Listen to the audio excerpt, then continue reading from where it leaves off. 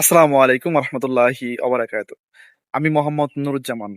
গত এক যুগ ধরে একজন সিঙ্গাপুর প্রবাসী। আমার জীবনে মিডল ক্লাস লাইফের যেই ক্রাইসিস, স্ট্রাগল, এটা সবসময় লেগে ছিল, লেগে আছে এবং মনে হয় সারা জীবনে লেগে থাকবে। আমরা যারা মিডল ক্লাস থেকে বিলং করি, তারা জানি যে ছোট ছোট স্বপ্নগুলো যখন জীবনে পূরণ হয় বা অর্জন হয়, তখন এটা আমাদের জন্য অনেক বড় প্রাপ্তি হিসেবে দেখা দেয় আমার লাইফে, আমাদের লাইফে। আমার লাইফেও অনেক চাওয়া, পাওয়া, না পাওয়ার গল্প আছে। তো রিসেন্টলি আলহামদুলিল্লাহ আমার জীবনে একটা ছোট্ট প্রাপ্তি যোগ হয়েছে, একটা অর্জন বলতে পারেন। আমার এক যুগ প্রবাস জীবনের একটা ছোট্ট অর্জন আমার কাছে যেটা মনে হয়, কিন্তু এটা আমার জন্য অ্যাকচুয়ালি অনেক বড় পাওয়া মনে হয় আমার কাছে। এক এক বছর হয়ে গেছে আমার কন্টেন্ট ক্রিয়েশনের জার্নিটা।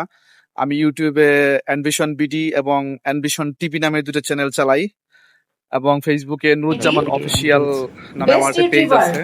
সো অ্যানভিশন এবং অ্যানভিশন জোরে টিভি করতালি ফ্যামিলি হবে। যে সদস্যরা আছে, তাদের ভালোবাসা, দোয়া ও সমর্থন এবং মহান আল্লাহ সুবহানাহু ওয়া তাআলার করুণায়, দয়ায় আমি সিঙ্গাপুরে 2026 সালে বয়েস এশিয়ান ডট নিউজ এর পক্ষ থেকে বেস্ট ইউটিউবার সিলেক্টেড হয়েছি আলহামদুলিল্লাহ।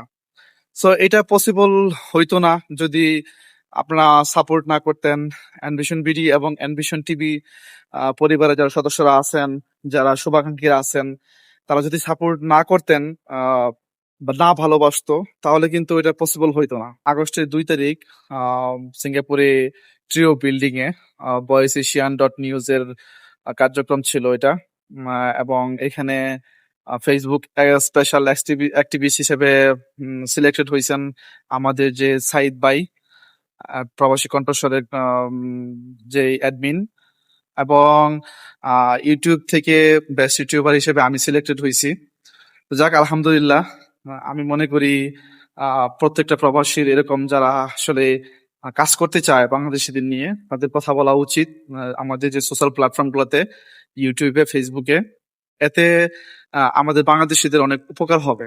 ইনফরমেশন টেকনোলজির যুগ বলতেছি আমরা, কিন্তু সঠিক তথ্য কিন্তু পাওয়া যায় না। যাই হোক, বয়েস এশিয়ান ডট নিউজ এর জুয়েল ভাইকে অসংখ্য ধন্যবাদ।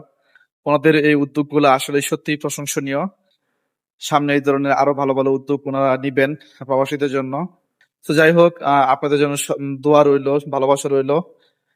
এবং আশা করতেছি সামনেও সবসময় এভাবে ভালোবাসবেন অ্যানভিশন বিডি এবং অ্যানভিশন টিভি কে। ধন্যবাদ সবাইকে।